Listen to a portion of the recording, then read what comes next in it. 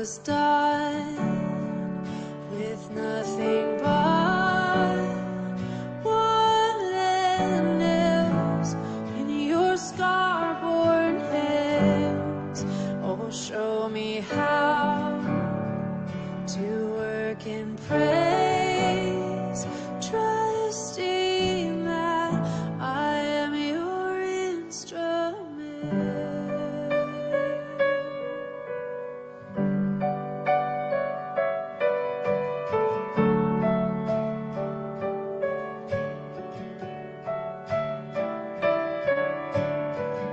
Oh, loving laborer, with the sweat upon your face,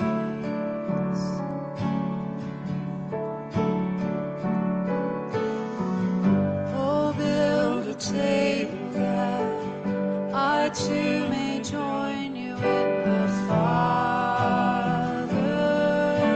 place, oh, in the Father's place.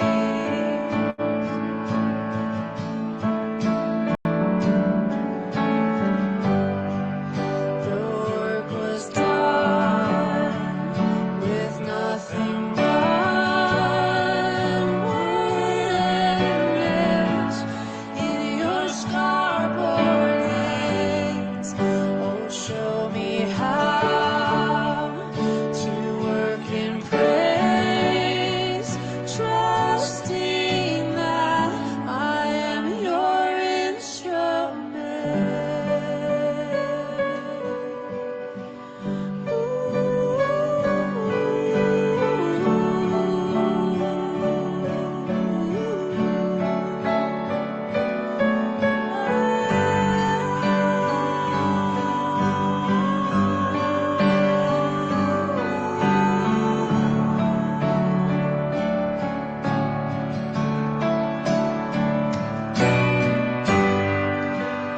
The kingdom's come and built upon wood and nails, pricked with joyfulness. Oh, send me out within your ways, knowing that the task is finished. The dead will rise and give you praise. Wood and nails will not hold them down. These wooden tools will break them soon and fashion them into flower beds. The curse is done, the battle won, swords bend down into plowshares. Your scar-born hands will join with them, serve me at the table you've prepared.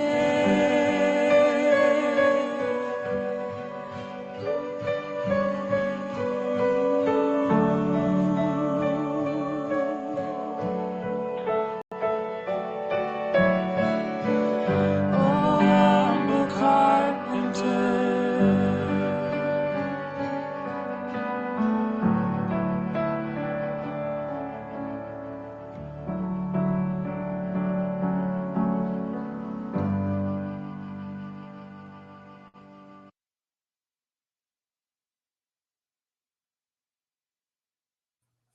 And Shabbat Shalom, everybody. I pray you all are having an amazing Shabbat today. And we got an amazing presentation today. Sister Marissa has done a very good job and put in a lot of work to be able to present this, and very important stuff. And all praise to the Most High Yahuah.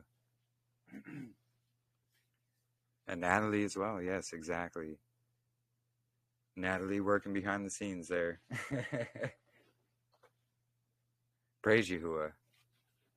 But before we begin, I would like to say a prayer, and feel free to take it over from there, Sister Marissa, whenever you're ready. Father Abba Yahuah, we come to you in prayer for your blessings and your guidance and your protection as we learn more about the importance of your calendar and the importance of the luminaries in the Shamayim, in the firmament that you set to guide us, to show us these things, the scrolls written in the Shamayim. It's so very beautiful, and we appreciate you so very much, Father. We can't thank you enough for just revealing all of your truth to us. And we thank you for your set-apart Shabbat day today. It's always amazing coming together and gathering with all of our mishpacha for your set-apart day, Father. And I wanted to pray a prayer for all of those who are struggling through trials or tribulations, sicknesses, whatever it may be. We need your help and your guidance and your strength to be able to endure to the end. And I pray to you in the name of Yahushua HaMashiach. Let it be so. All right.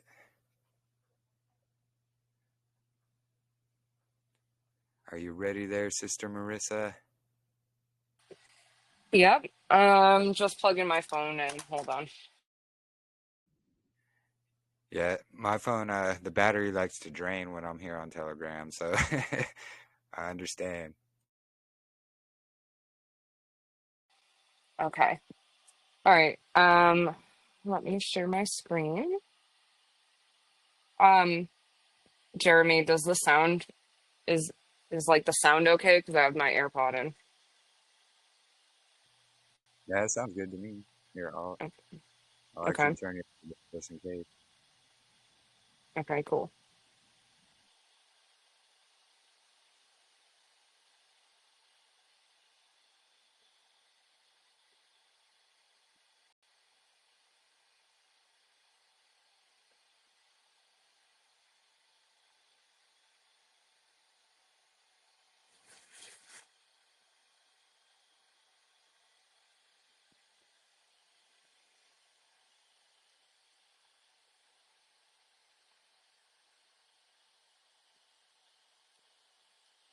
Okay, awesome. All right, so this is part 3 of our Fabric of Creation series. The first one we went through the north and the nature of Yah. And then the second one, we went through the solar cycle and how his nature is seen through the path of the sun. And then this presentation will be about the stellar cycle and the moon cycle, as well as the Priestley cycles.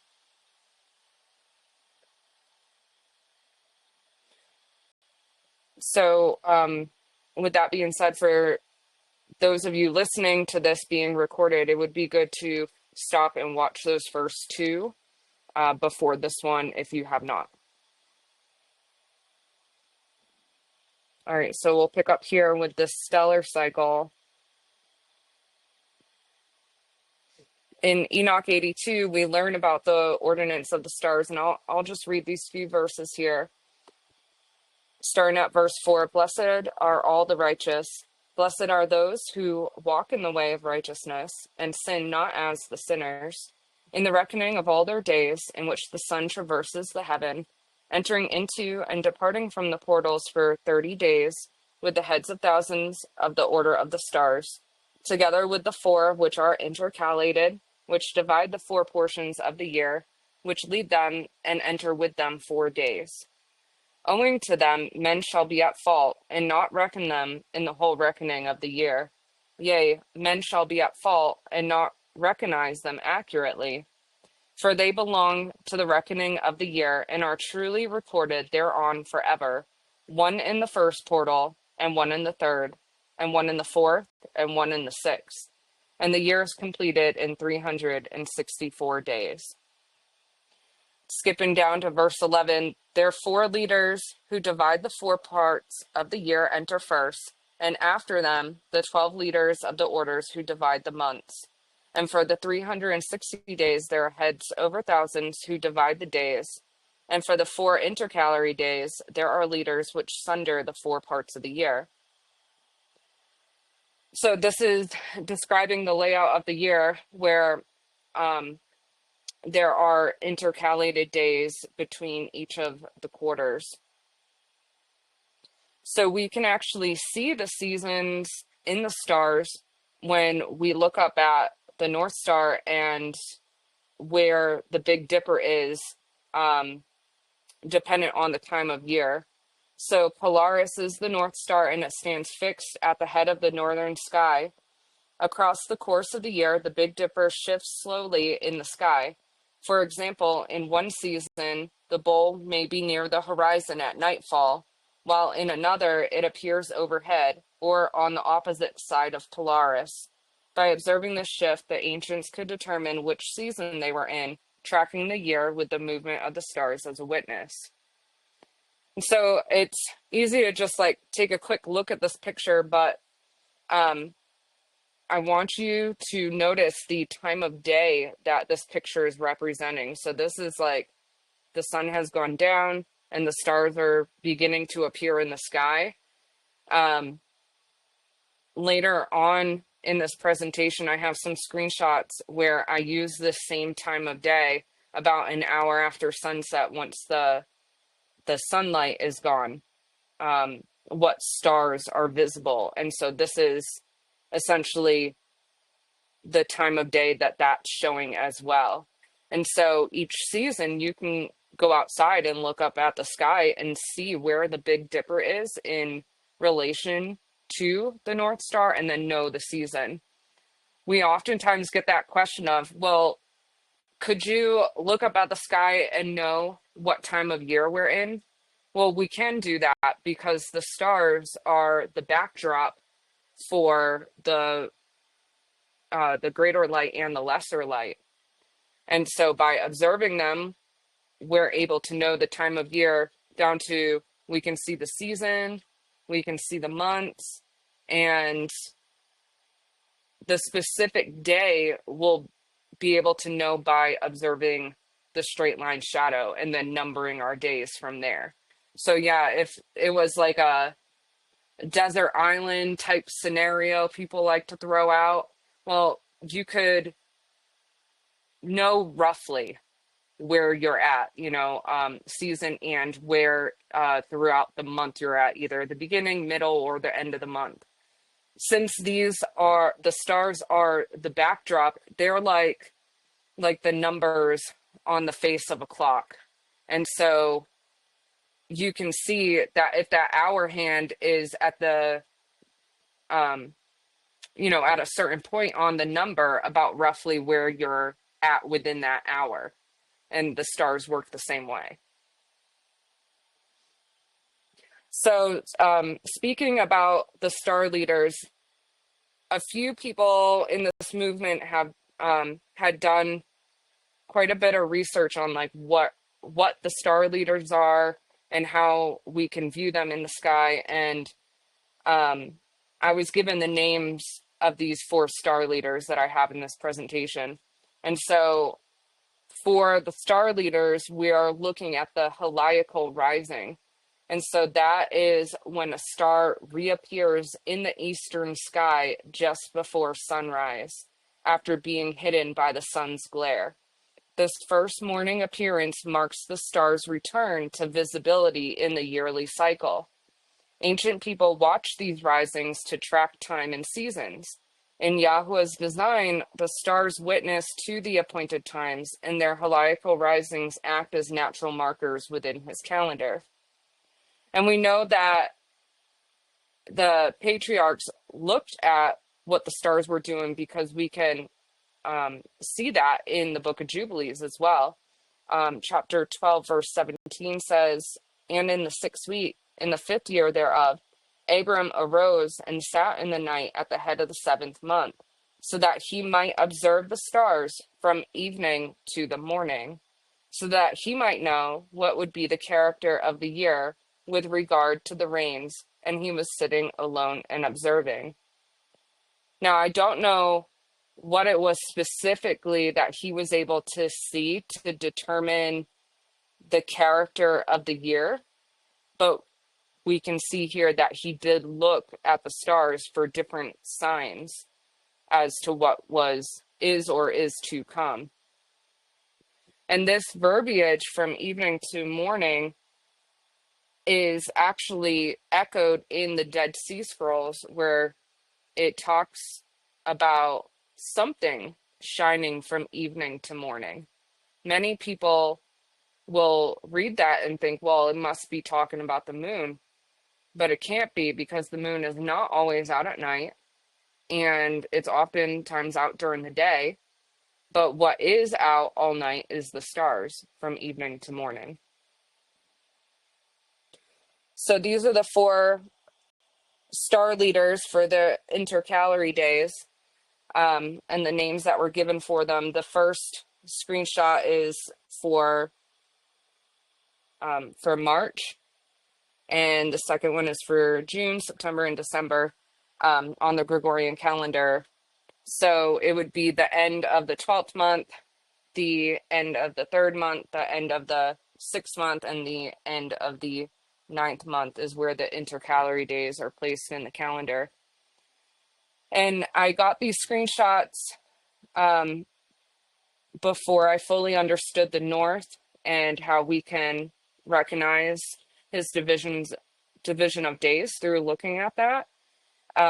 However, the stars are not an exact by the day kind of thing, just like I was saying about the numbers on the clock being the backdrop.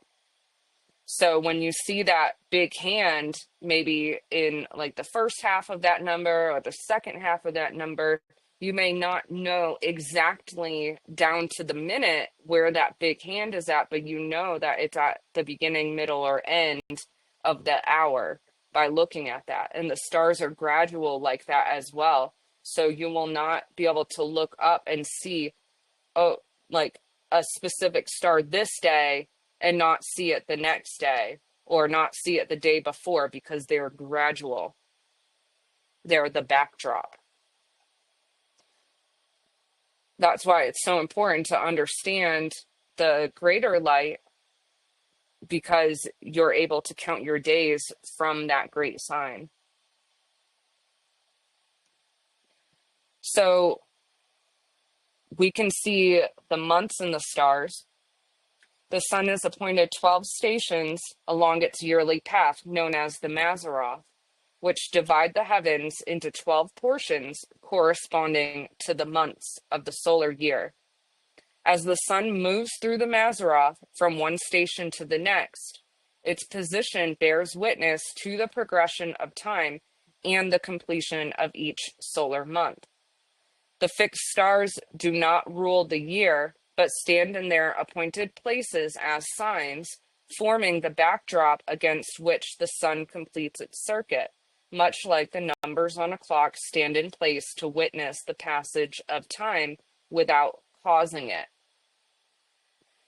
So I have heard of calendars out there that they will go specifically with the constellations, and they'll determine their months and their years based on them. They will not adhere to the calendar layout found in the Book of Enoch and the Dead Sea Scrolls, but instead will say, well, this constellation's bigger than the other, so we'll put 45 days in this month and 18 days in another. And that's not right. The difference between Yah's luminary calendar and many of the other calendars out there is that it uses all of the luminaries and scriptural witnesses for how to reckon the calendar.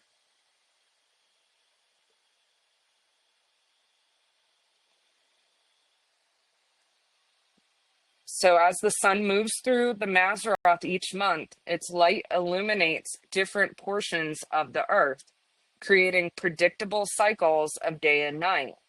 Enoch was shown this view from above the earth, and the 18 divisions of light and darkness described in the book of Enoch reflect what he observed, demonstrating how these cycles are measured and recorded. This provides a visible framework that the moon and stars then witness throughout the year. So, sorry that this image is a globe, first of all, but this circle of the earth is divided into 18 portions of light, and you can, light and darkness. And you can see here that it's equal right now with the 9 parts darkness and the 9 parts light. We have to remember that Enoch was taken above the earth. And so when he was visualizing the parts light and darkness as described in chapter 72, he was looking at just how much of the earth is lit up. So as the sun is moving above the earth, it's illuminating a portion of it as it goes around. And throughout the year, as it gets closer to the summer intercalary day, it's going to increase in the amount of light that it's giving off. And then if we think about that practically, we can't literally look at the sun and see the portions of light that it's giving throughout the year the way that we can see that on the moon.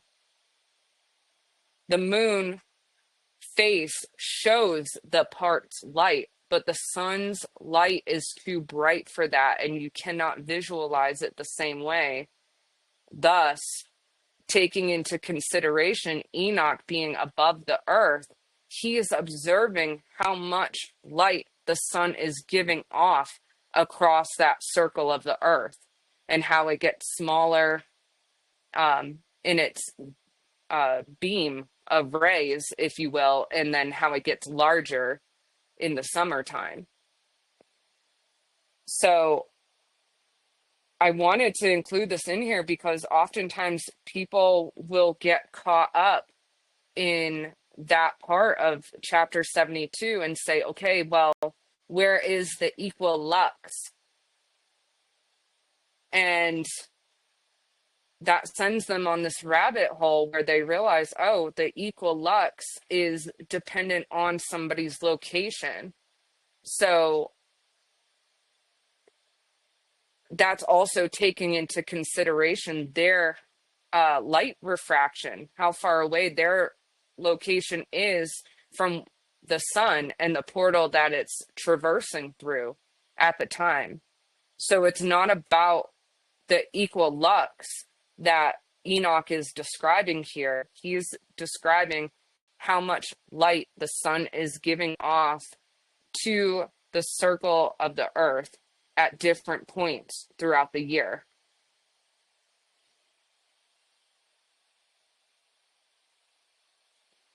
So here's our months in the stars, and I am going to zoom into these. So these screenshots were taken using an app of the western sky an hour after sunset. And so on month 1, you will see the ram in the western sky an hour after sunset. And I'm looking for the date. The date is at the bottom. So I have that on March 21st of 2026. And I believe I just have this set to my location and how I would view that. And we must remember that dependent on your location, the angle of the stars will be slightly different. And so I'm in Missouri, and so this is what the sky will look like for me. And the names that I used here are the names of the Mazzaroth that are found in the Dead Sea Scrolls. So month 2, we'll see the ox in the western sky. Month 3, we'll see the twins. Month 4, we'll see the crab. And so the day before this, it's going to look almost exactly the same where these constellations are. And that's what I mean by it is not a down to the day difference. It is the backdrop. So it is like a rough estimate. Whereas, say we were halfway through the month, that Mazzaroth may be halfway down already. And that's how you could tell, well, are we at the beginning of the month, the middle of the month, or the end of the month? And so it would be like a rough estimate like that when you're looking for the witness of the stars.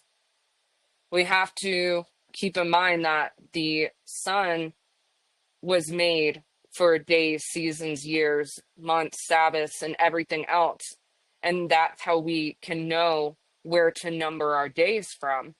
But the stars and the moon are the second and third witness to what the sun is doing and where it's at in its circuit.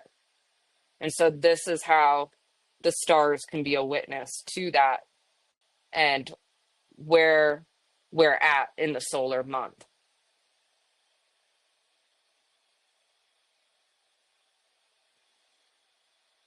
All right, so we have month 5 and 6 with the lion and the virgin. And then month 7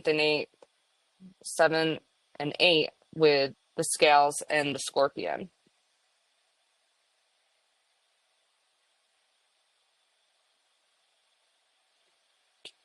In the last 4 months of the year, we have the archer for month 9, the kid in month 10, the drawer in month 11, and the fish in month 12. And so I know like the common verbiage is, well, what constellation is the sun in? The only problem with that is whatever constellation the sun is in front of, you are not going to see that because the sun is brighter than the stars, and you're not going to see the stars behind it while the sun is out. And thus, that is what led me to look at, well, what is in the western sky once the sun has gone down? And by looking at that, now we can see the lineup of the Mazzaroth as we know them for the months. And we know that the ram is the first month. Well, that is how then it is viewed. Just like Abraham watching the stars from evening to morning.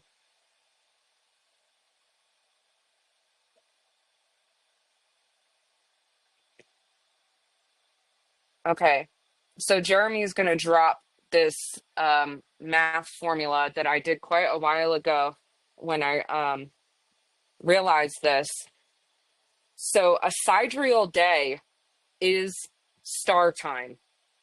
Okay, so that is the firmament moving around. It has its own circuit to it, if you will. So a sidereal day, the time it takes for the stars to return to the same position, is slightly shorter than a solar day, about 23 hours, 56 minutes, and 4 seconds.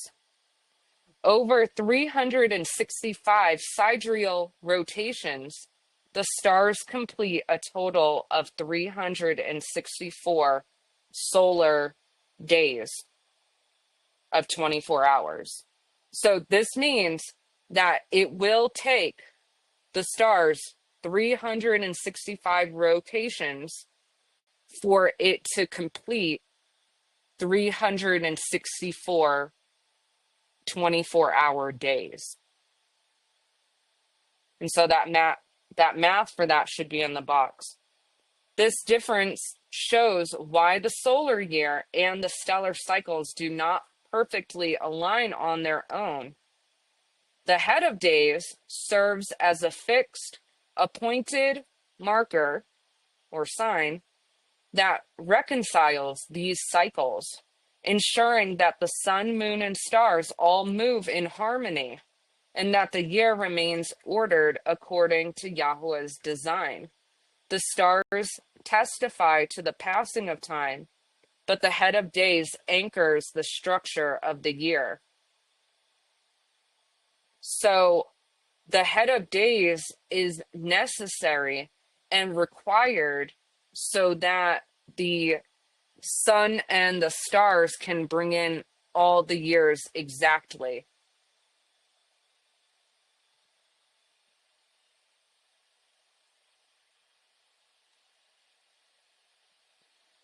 So this is a visual that Natalie had made, and I wanted to bring your attention to the color-coded seasons. So you can see the 4 quarters of the year and where those intercalary days fall at the end of each season, and also the 12 months. And it's divided evenly the way that the Mazzaroth are in the firmament as well.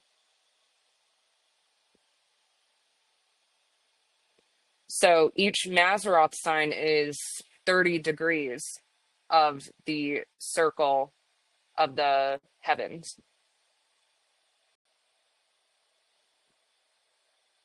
And then on the outside of this, we have these little golden mansions that we'll talk about later.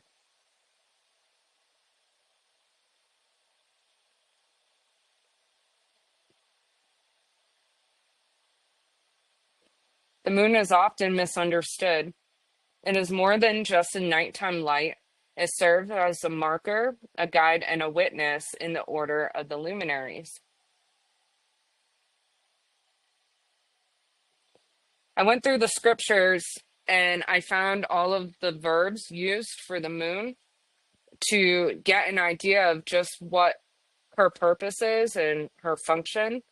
And some of the words that are used describe her as a statute, as a fixed time, season, sign, distinguished and valuable. She's appointed, she establishes, is a witness, and a recorder. And I love that word recorder because it's probably the most accurate word in here alongside witness. There are 3 aspects of the moon. And the first one is what most people think of is the photo period of the moon. The moon's changing phases create a rhythm of light and darkness, influencing biological cycles and providing a visible witness to the passage of days and nights. So most people get caught up there where they're looking at those parts light, parts darkness, or parts covered and parts revealed, and they fail to realize it actually has 2 other key functions to it. The other one is the gate motion. So the moon moves through appointed gates in the sky, marking an ordered path and testifying to the progression of time within each cycle. So it moves through the gates the way that the sun does, but at a at a quicker pace. And then the stations of the moon. The moon travels through 24 fixed stations, dividing its path into defined zones that allow the counting of days, alignment with the solar year, and confirmation of seasonal structure.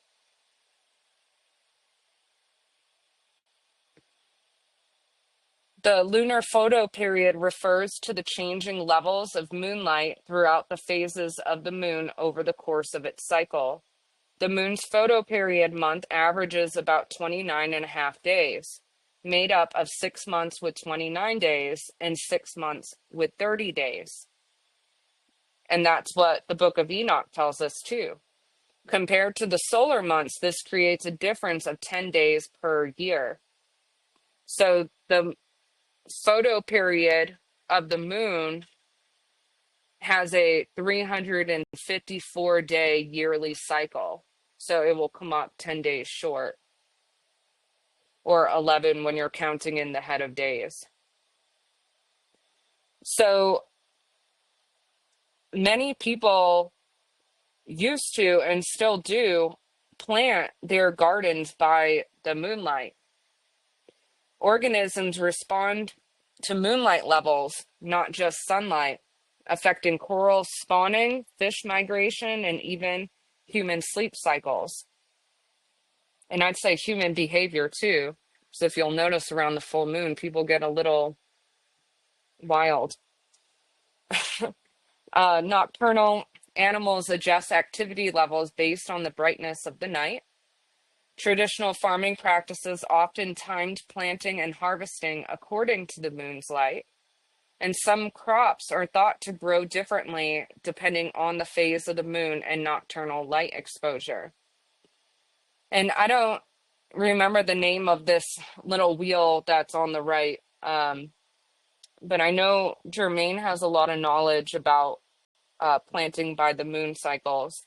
And so if you look at that quick, you can see like where it's telling you to cultivate your crops during a certain point in the month, and then when to spray them or when to prune them for the best results. Which is also why I think perhaps in Qumran, that's why they recorded the crescent moons and the full moons, so that they could know where about in the moon cycles they were. The ancient civilizations were all agricultural communities, and so that was fairly significant to them.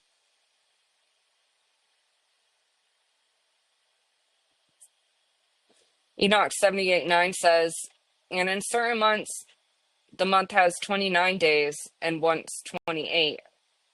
In 3 months, she makes 30 days, and at her time, she makes 3 months of 29 days each, in which she accomplishes her diminishing in the first period of time, and in the first portal for 177 days. And in the time of her going out, she appears for 3 months, 30 days each, and for 3 months she appears 29 each. At night she appears like a man for 20 days each time, and by day she appears like the Shamaim, and there is none else in her save her light.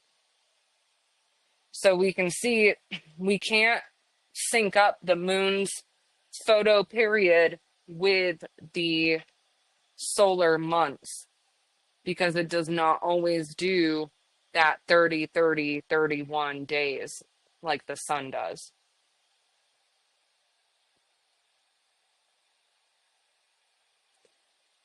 And then we have in Enoch 79, and now, my son, I have shown you all matters, and the laws of all the stars of the Shamaim is completed. And he showed me all the laws of these for every day, and for every season of barren rule, and for every year, and for its going forth, and the order prescribed to it every month and every week. And the diminishing of the moon, which takes place in the sixth portal, for in this sixth portal her light is accomplished. And after that there is the beginning of the diminishing, which takes place in the first portal in its season, till 177 days are accomplished, reckoned according to weeks, 25 and 2 days. She falls behind the sun and the order of the stars exactly 5 days in the course of one period. And when this place which you see has been traversed, such is the picture and sketch of every light which Uriel, the chief messenger, who is their leader, showed to me. So I find this interesting because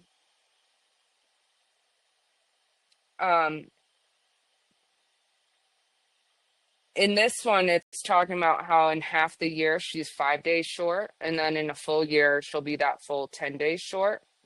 But then there's another scripture that oftentimes confuses people too, because they're not realizing that there are different aspects to the moon. And so I know that should be coming up soon. And I'll have to come back to that thought when the slide comes up. But we do see a warning in Jubilees about following the moon. And I'd like to read this one as well. And you shall command the children of Yasharel that they observe the years according to this reckoning, 364 days, and these shall constitute a complete year. And they shall not disturb its time from its days and from its festivals, for all shall fall out in them according to their witness. And they shall not leave out any day nor disturb any festivals. But if they neglect and do not observe them according to his command, then they shall disturb all their seasons, and their years shall be dislodged from this order, and they shall neglect all their laws. And all the children of Yasharal shall forget, and shall not find the path of the years, and shall forget the Rosh Hodesh, the head of the months, and seasons, and Sabbaths, and they shall go astray as to all the order of the years. And for I know, and from this time on I shall declare it to you, and it is not of my own devising, for the book is written before me.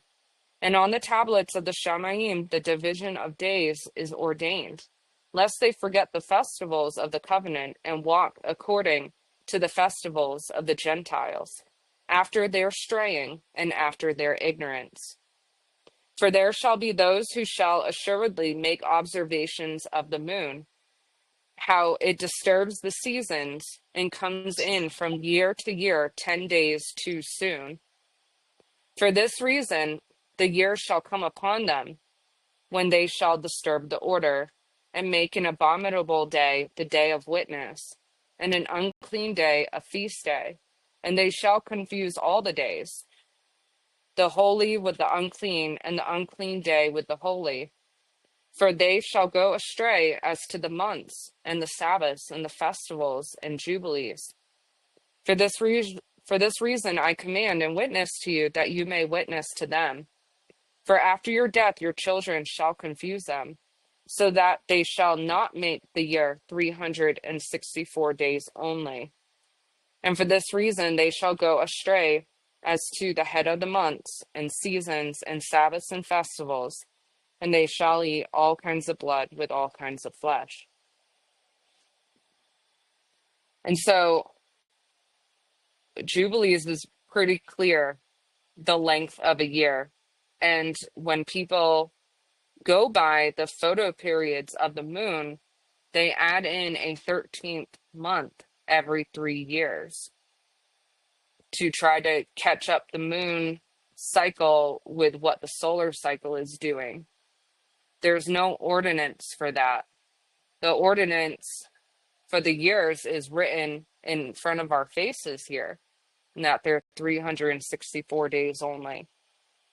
So this is why we cannot use the photo period of the moon to determine the months and thus determine the years. It is not for that.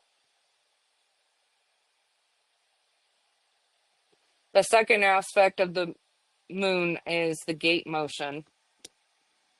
In 1 Enoch chapters 72 to 75, the moon is said to rise and set through a series of 12 gates. These gates mark the ordered path by which the moon enters and exits the sky each day and night, bearing witness to the progression of time and the rhythm of the month.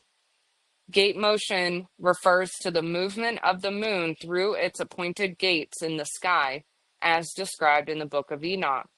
The moon's motion through the gates averages about 29 days, creating a yearly shortfall of about 6 days compared to the solar year. This is distinct from the moon's photo period, its waxing and waning cycle, which falls behind about 10 days each year. Both cycles reflect Yahuah's appointed order for the moon, but they progress at slightly different rates. And so this is the chapter that will confuse people a lot of times, because it talks about those 6 days every year, but then it goes on to talk about the 10 days every year. And that's because it's talking about two different aspects of the moon's cycles.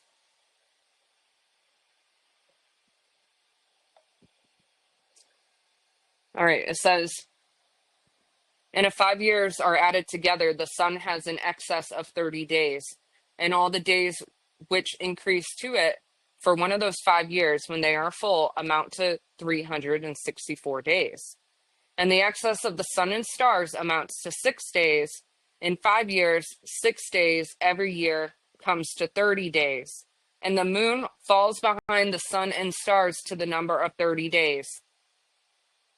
So those first two verses right there, 10 and 11, are talking about the gate motion,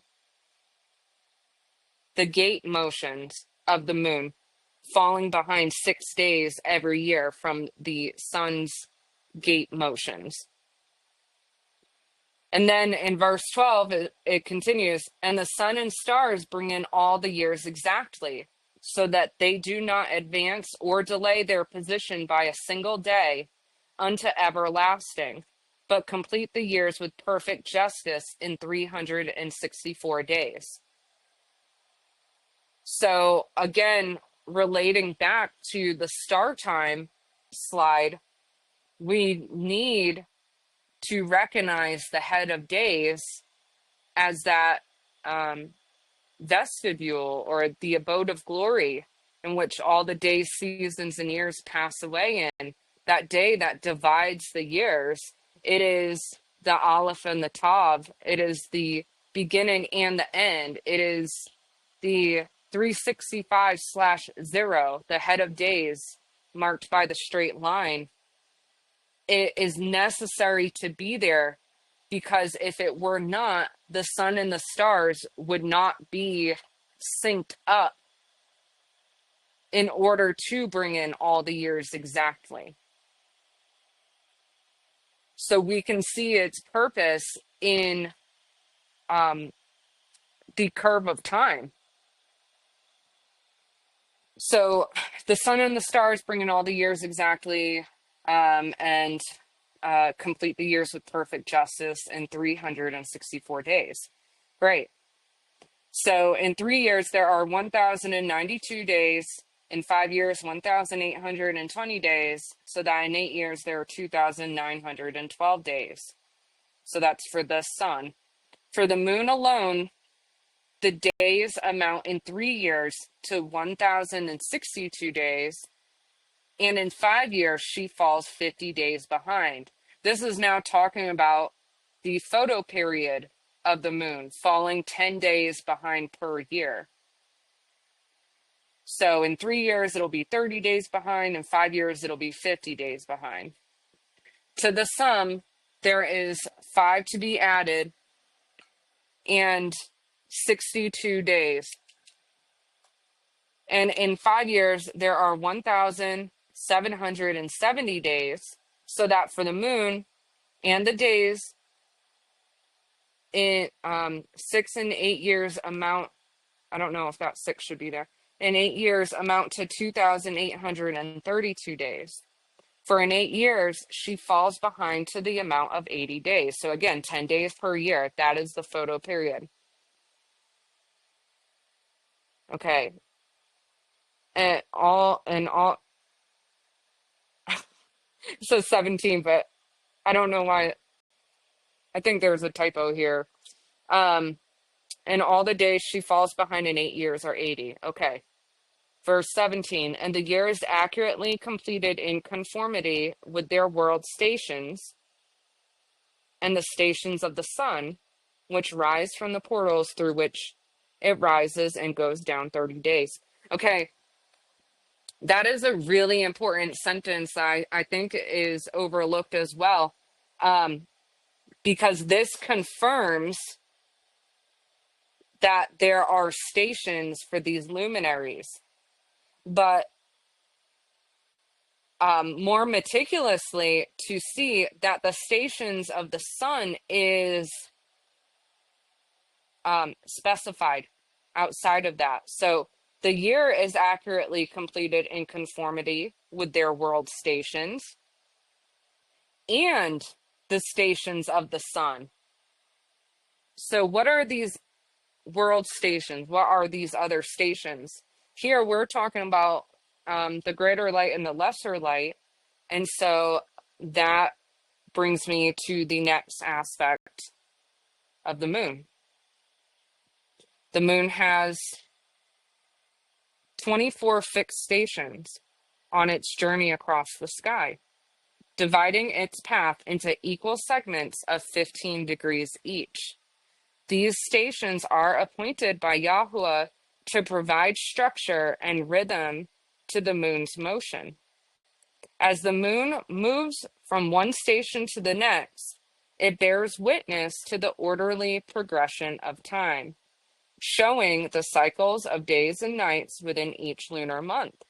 Observing the moon's stations allows us to see a consistent pattern in the heavens, reflecting the established order of time. And I have that sentence translated again. And the year is justly finished in accordance with their stations and the stations of the sun, rising through their portals through which they rise and set 30 days.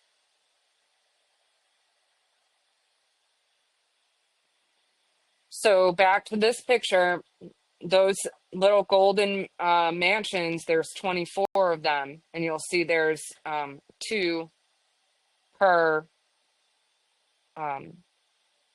month, or two per the 30 degrees in rotation of the firmament. John 14:2, in my Father's house are many mansions.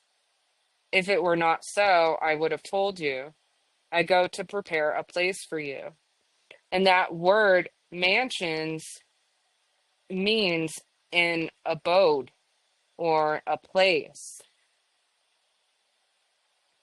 And that's interesting too when we consider Yah's abode of glory, or the chamber in which the sun is set forth from to run his race.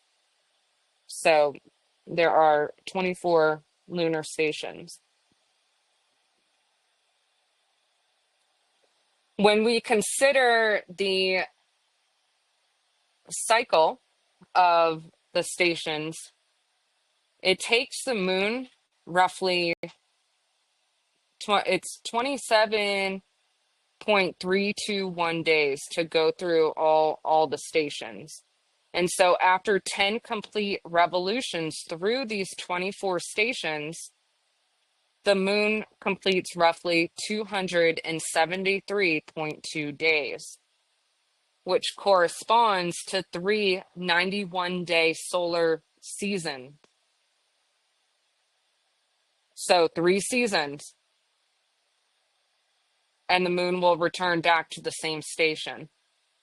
The intercalary days, along with the head of days, act as mile markers along this lunar path, confirming the proper counting of days and the alignment of lunar and solar cycles. These mile markers serve as fixed points in the year, showing the precise timing of the stations and assuring the moon's journey reflects the structure of the solar year. So from studying the station patterns, 2 key truths emerge.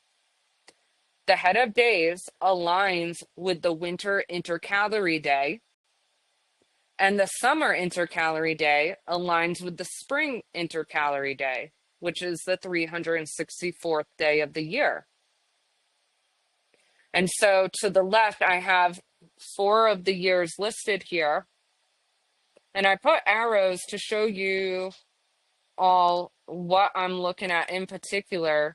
So we'll just look at the top section here. On March 20th, 2023, the moon is in front of the drawer, or Aquarius as we know it, and in station number 24.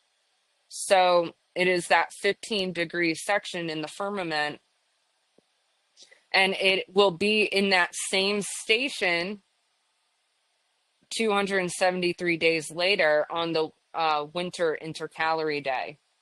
And so we can use the moon as a mile marker in the numbering of our days and know, like, hey, we're on track. This is accurate.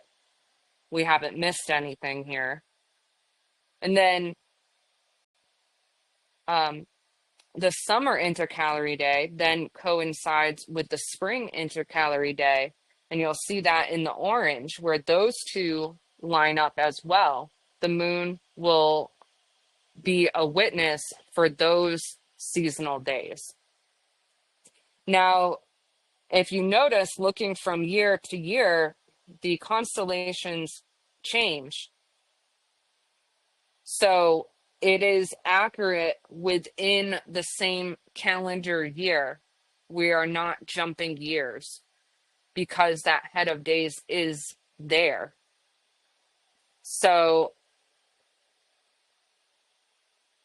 when you begin to number your days and you look up at the sky and you say, okay, well, the moon is in front of this constellation and I should expect it in front of the same constellation 273 days later. It is, I like calling it the mile marker because it's kind of like on the highway where the sun's circuit is the road and the moon is the mile markers on the side. Those mile markers do not determine how far that road is going to go, but they are going to bear witness to its travels.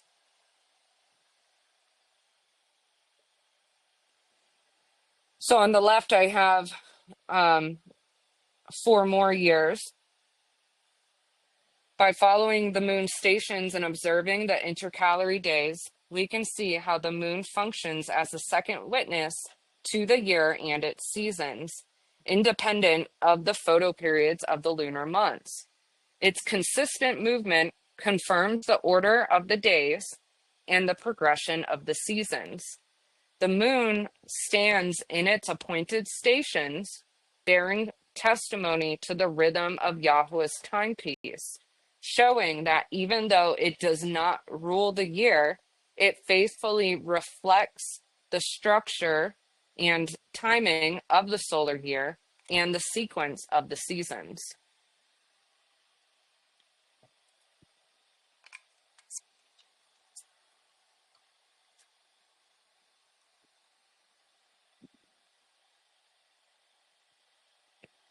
So I wanted to be able to give you all a visual of what I'm talking about here.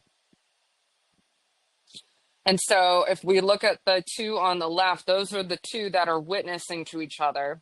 And I made a small thin arrow to point where the moon is. And so we have the head of days in 2026. So this is for this year coming. I thought that would be relevant to show you. So on the head of days in 2026, we're going to see the moon in front of the fishes, also known as Pisces.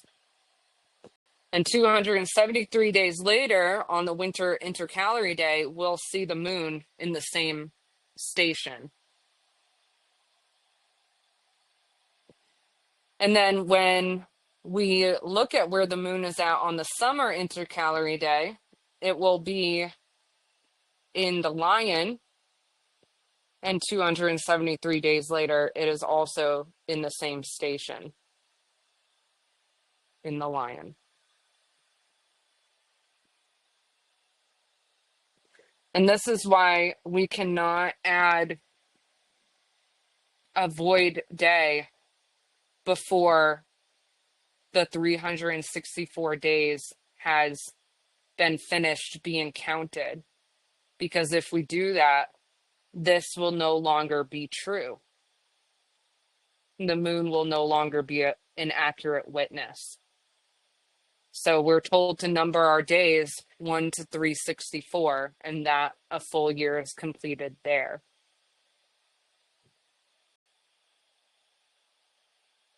Okay, here's 2027. And feel free to take screenshots of these.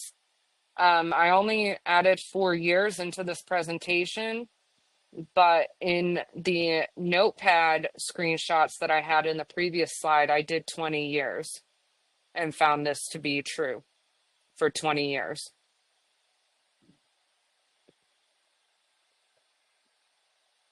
So for 2027, we see the moon in Leo on the head of days, and then in the same spot on the winter intercalary day. And then on the summer intercalary day, we'll see the moon in front of Sagittarius or the Archer, and then it will be in the same spot on the spring intercalary day. So these are, the summer intercalary day is day 91, and the spring is day 364, 273 days later.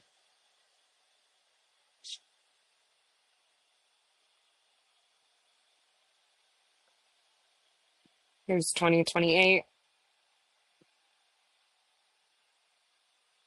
and 2029.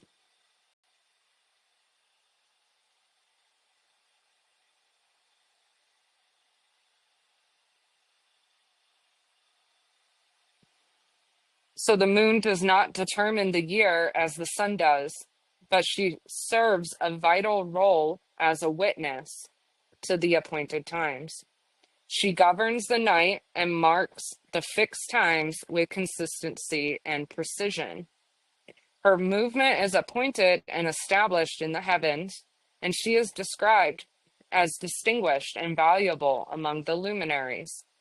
Through her ordered path, the moon testifies to the passing of the year, confirming what the sun has set in motion. She does not appoint the year, but records it, acting as a visible sign of Yahuah's timing.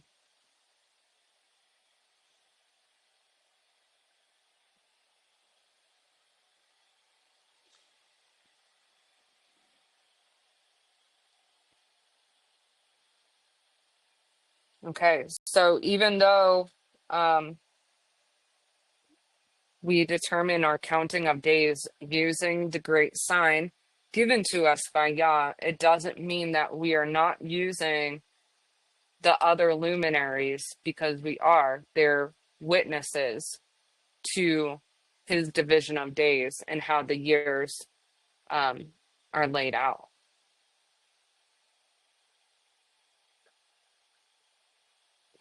Which I'd also like to paint this picture for you, how the luminaries reflect the nature of Yah, in that the sun is the masculine and the moon is the feminine, and the stars could be related to the children in the familial structure. You would not want to elevate the woman because she's not meant to be the head of the family or the leader of the family. That is the man's role. But you can tell a lot about a man by how his woman is. She's a witness to him, and so are his children.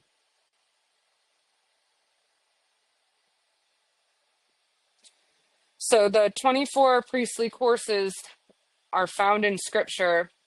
And I'm not going to read every verse, but just to basically say what it's talking about. In 1 Chronicles 24, David divides Aaron's descendants into 24 priestly courses to serve in rotation at the temple. In Chronicles 28, David gives instructions for how the priests and Levites should carry out the service of Yahuah. In 2 Chronicles 8, Solomon maintains David's divisions, keeping the temple order intact. In 2 Chronicles 23, the priestly courses are restored and active under Jehoiada, the priest.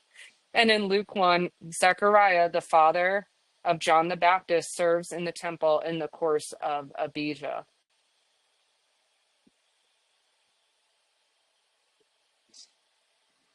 Miss Natalie put together this visual of the priestly courses. Um, it is often asked, well, like, how do you determine the priestly courses in God's luminary calendar? Well, exactly the way the calendar is reckoned. So each course, the priest has 7 days in, and that will stay the same in the 364-day year. But when it comes to the head of days, what the priest did with that is really a matter of speculation. And in any calendar concept, there's going to be a speculation of how they handled um, the difference in Yah's yearly count and what the solar year is. So, for example, in the traditional Zadok calendar, where they begin on a Wednesday and they add a week every 5 or 6 years, they'll say, well, for that extra week, all priests served. Well, that's a speculation. We could speculate the same thing about the head of days in Yah's luminary calendar. Maybe all priests served. Maybe the priests on that cycle served an extra day. We've also speculated perhaps that is the true day that the altar is sanctified, or the high priest is consecrated. There's a few ideas floating around there how they would have handled the head of days in the priestly courses, and all we can really do is mark down what their courses are for the 364 days of the year. At the end of the presentation, I have also years 2 through 6. If you'd like to screenshot those, I'll give you the opportunity to do that.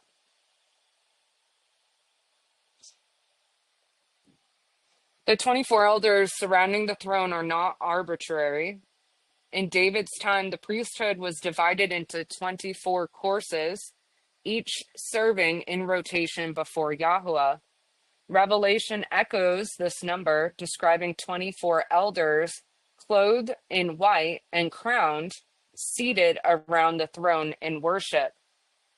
This is interesting because we know that the north is Yah's throne, or his footstool, where his set apart place is. We can see that visually with the northern lights, with the colors of jasper reflected there. And those are the colors mentioned for his throne as well. And so the fact that it says there's 24 elders seated around the throne is really interesting. So even in the heavens, the moon's path can be divided into 24 stations, reflecting the same appointed order.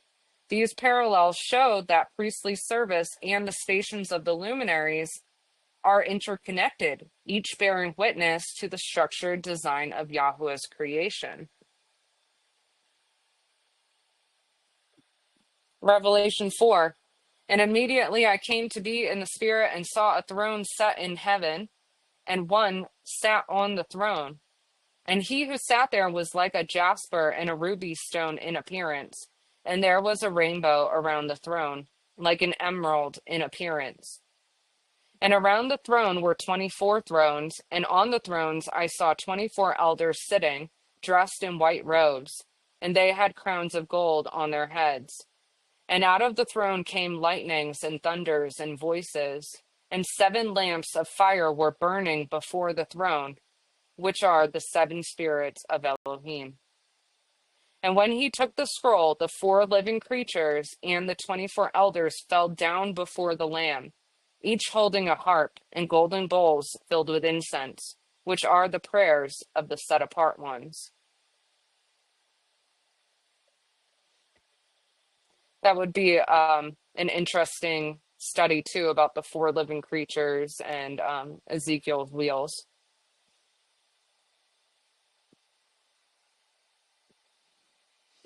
All right, these are three different chapters. Revelation 7, and crying out with a loud voice, saying, deliverance belongs to our Elohim who sits on the throne and to the Lamb. And all the messengers stood around the throne and the elders and the four living creatures and fell on their faces before the throne and worshipped Elohim. Revelation 11, and the 24 elders sitting before Elohim on their thrones fell on their faces and worshipped Elohim, saying, we give you thanks, O Yahuah El Shaddai, the one who is and who was and who is coming, because you have taken your power and reigned. Revelation 19, and the 24 elders and the four living creatures fell down and worshipped Elohim who sat on the throne, saying, Amen, hallelujah. And a voice came from the throne saying, praise our Elohim, all you his servants and those who fear him, both small and great.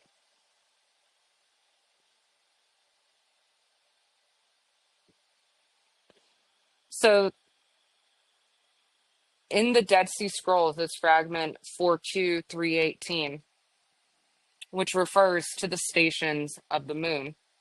It outlines a complete 364-day calendar year.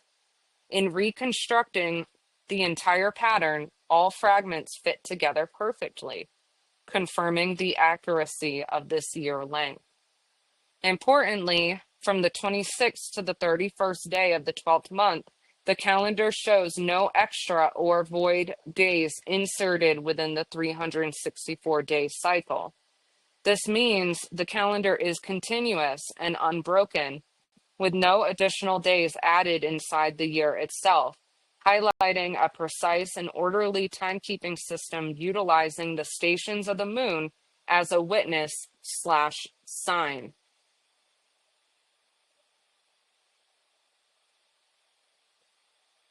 Okay, and so I'm just looking at these pages. I took pictures of these in the book that I have, but in the italics on the left, it says the first part of the text gives the days of the month in which the moon was to be found in a given sign of the zodiac. Originally, the text gave this information for all the days of a 364-day year. And so when I looked at this, like it doesn't have every single day of the 364-day year, but it has several of the months, including season changes. And so my question was, are all of these of the same calendar year? Because we know the Dead Sea Scrolls will outline 6 years of priestly courses. So I wasn't sure, is this all the same year, or is it, fragments from different years? And so then I set out to reconstruct what is written here.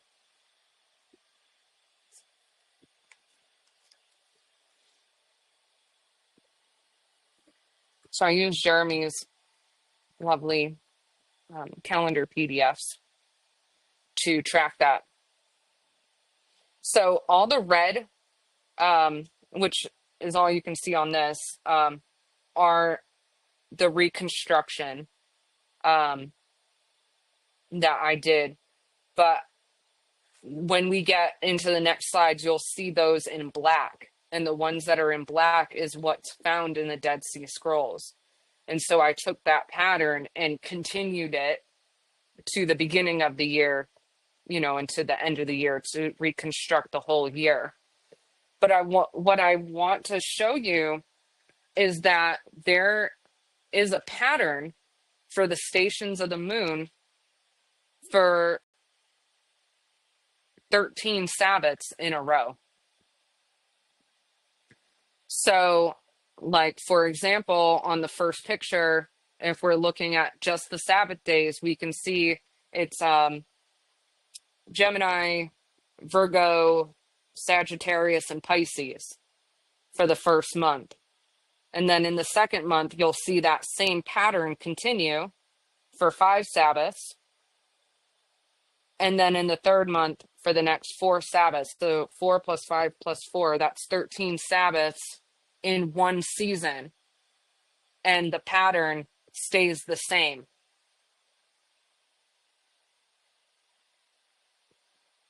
But when we get to the next season, now the pattern changes.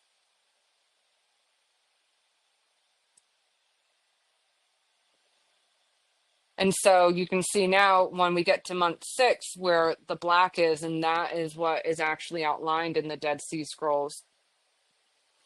And so I continued that pattern before and after it to determine, well, are these of the same calendar year? And yes, they are. Okay, here's the third season. Here's fall. And the pattern for that is now different again for 13 Sabbaths in a row. And then the fourth season, which it's really wonderful that month 12 is actually listed in the Dead Sea Scrolls, because it says, you know, 3 in the fish, 3 in the ram at the end of the season, and 26th, 27th, 28th in the fish, 29th, 30th, 31st in the ram. And so there's no extra days. It mimics the pattern that is at the end of month 6 that is also there. So we know there's no void day being added after that 28th day of the 12th month. The head of days is what divides the years.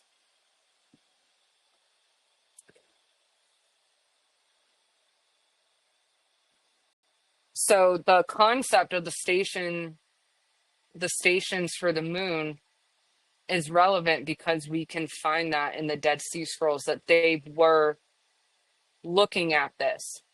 What stars are behind the moon? You know, what is the backdrop telling us with the moon as the indicator on it?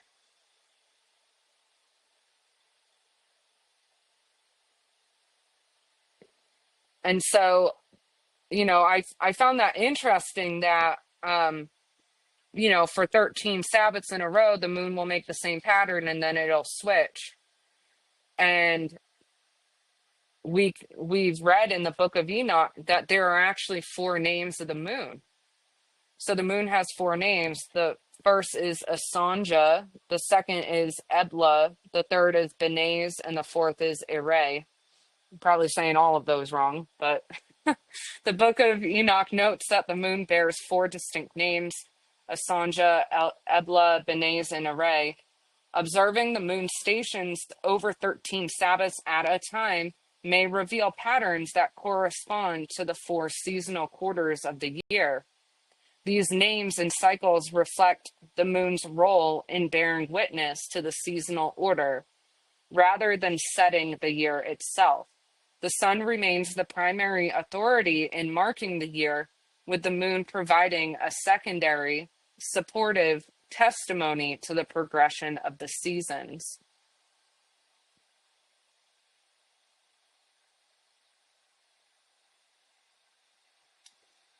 Jubilees 6:27, and they were raised into the tablets of heaven, 13 Sabbaths to each, from one to another their remembrance, from the first to the second, from the second to the third, from the third to the fourth. And all the days of this commandment are 52 Sabbaths of days, and the whole year is completed. The rotation of the priestly courses, with priests changing duty every Sabbath, may have aligned with the moon's stations, suggesting that the moon's movement through its appointed stations could have served as a visible sign supporting their service. The 13, before I continue that, as a visible sign supporting their service. And the idea of that really, like the connection between the stations of the moon and the priestly courses came to me because in the Dead Sea Scrolls, it will say the sign of Gamul or the sign of Shechaniah? Like, what is the sign for these priests that they're talking about? And so, with there being 24 priestly families and 24 stations of the moon, and the 4Q318 showing these stations of the moon, um, could it be that they were using the moon as a visible sign to support their service? I think that's a strong possibility. The 13 Sabbath cycles, together with the orderly rotation of the priesthood, provide a second witness for each season and reflect a unified calendrical pattern. This understanding does not overrule the sun and Yah's luminary calendar, but presents the moon as an additional witness, working in harmony with the greater light to testify to the appointed order of time.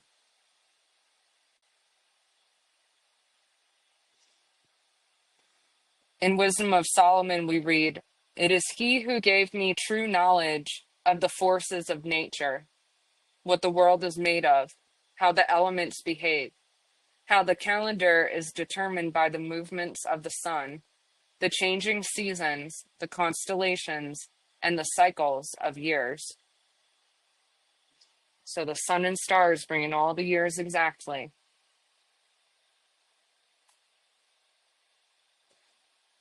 So in summary, Polaris marks the north, the fixed point of the heavens, while the Big Dipper rotates around it, bearing witness to the passing seasons. The year is structured around the sun's annual journey, with the head of days serving as a set apart marker or great sign for the start and end of the solar year.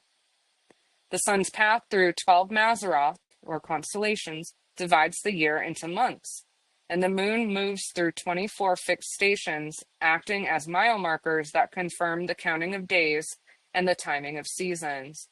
Together, the sun, moon, and stars move in consistent, predictable patterns, reflecting Yah's appointed design and the orderly rhythm of the year, with solar, lunar, and stellar cycles working in harmony to give a complete view of time, the seasons, and the appointed days. And if you don't know what this picture is on the right, it is called the Prague Astronomical Clock that is still functioning in the Czech Republic today.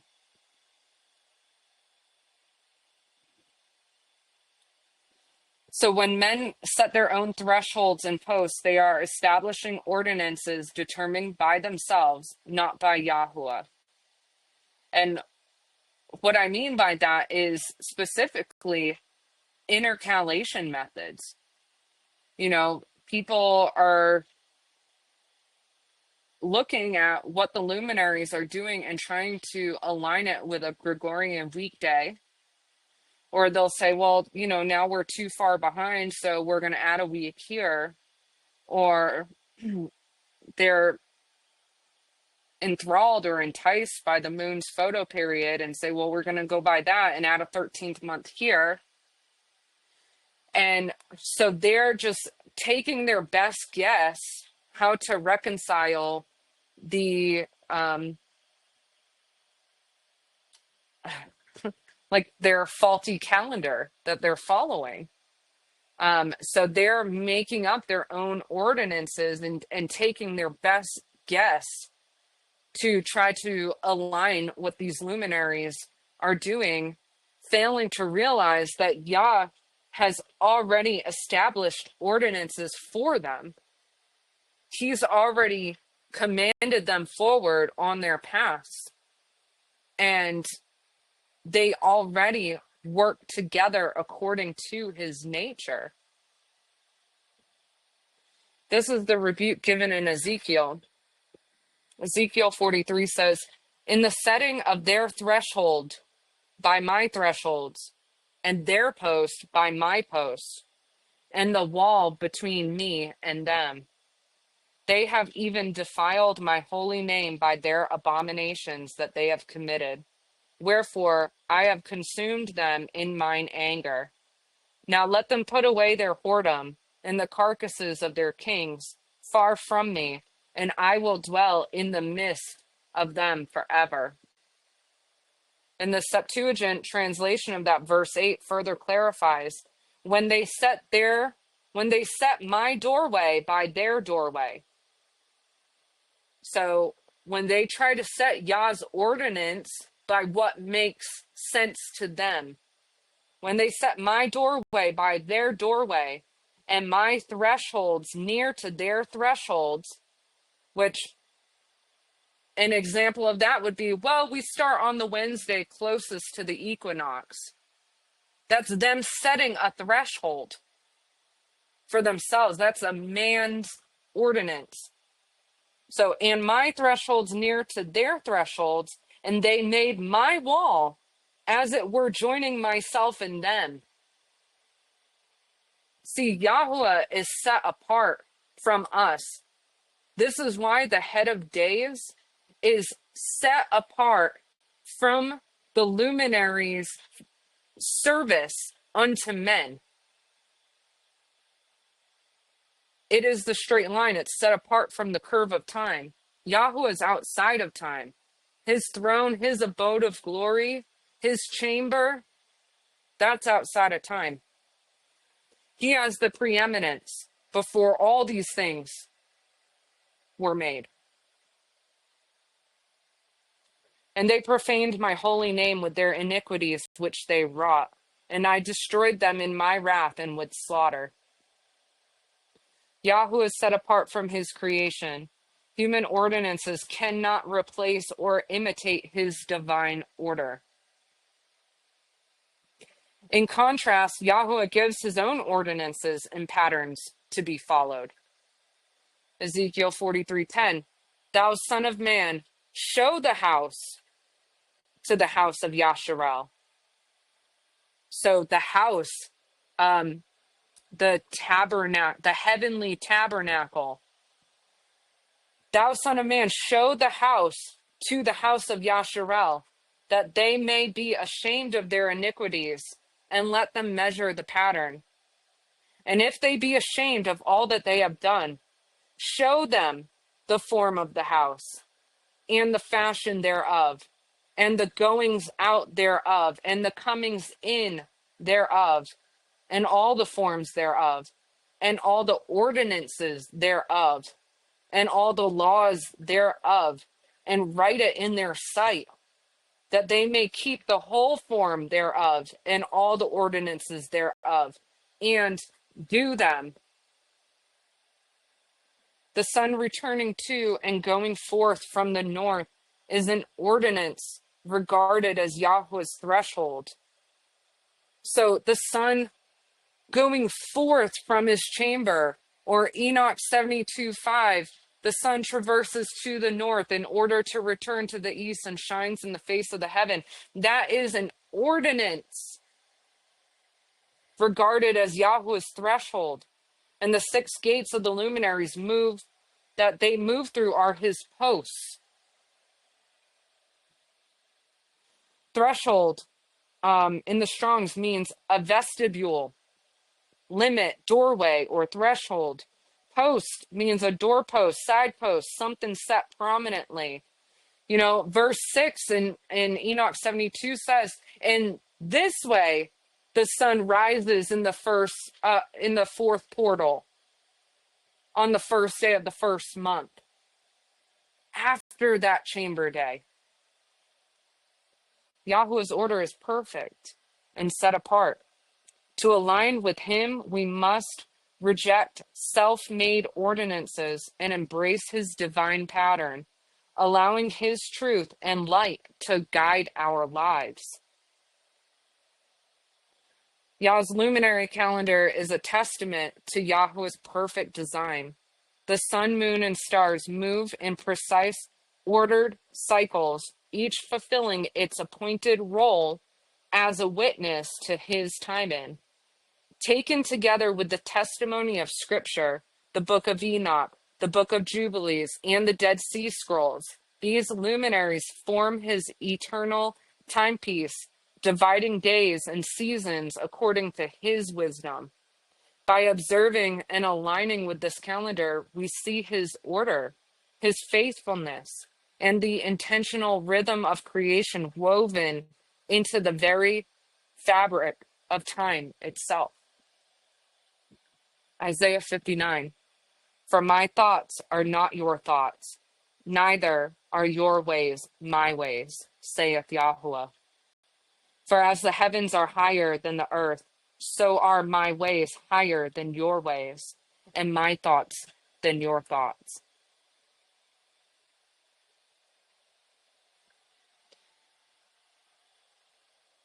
This is a layout of Yah's luminary calendar that Natalie made.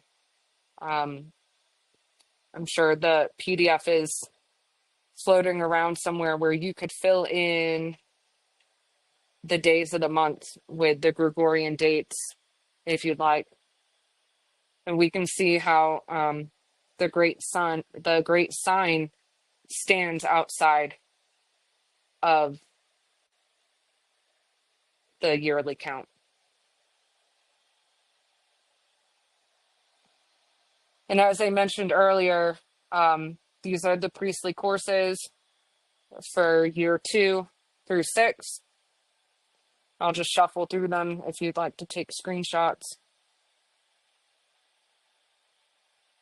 Year 3, year 4, year 5, and year 6. All right. Thank you guys for listening to the presentation. And if you have any questions, comments, I'm open to them. Thank you. Praise Yahuah. Thank you very much, sister. That was awesome. So really quick, I'm going to stop recording here so I don't have to edit it later. And then I will start another one up. But yeah, feel free to ask questions.